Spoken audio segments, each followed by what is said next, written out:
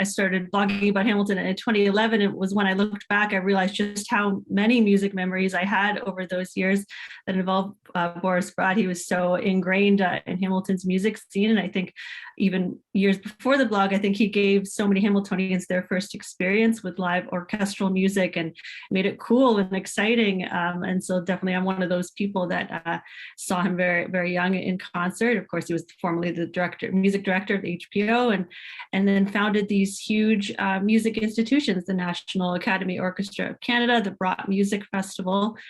These are huge parts of Hamilton's rich music history.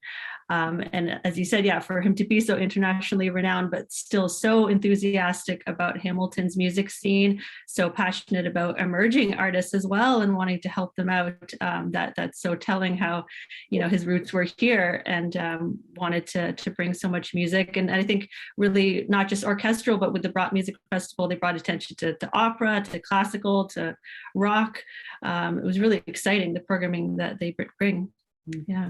And tell me a little bit about the photo that you've allowed me to use with the Oshow, the one of him on stage at the Arkells. What was that moment like? What was going on in that shot?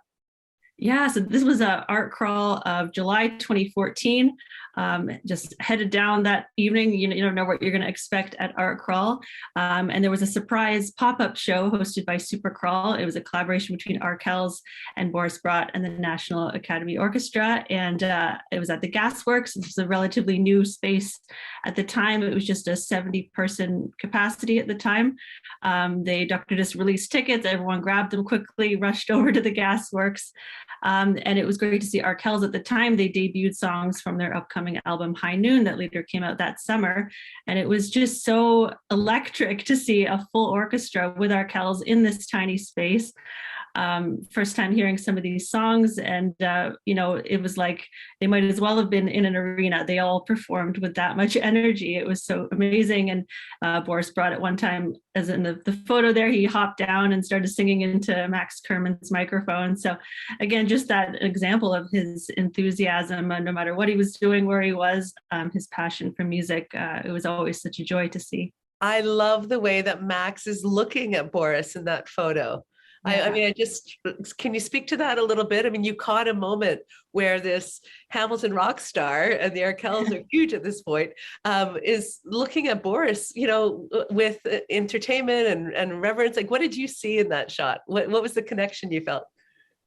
Yeah, I think that just like Boris's energy, I think it would be impossible not to be around him and perform with him and not feel that warmth and kindness and passion for music. He was so in the moment there and just enjoying it. And it was just such a great chemistry between them on stage. Well, it felt like you captured, two generations of Hamilton music heroes, and having them together like that. Boris in his sort of James Bond tuxedo and up there with the Arkells. I thought it was wonderful.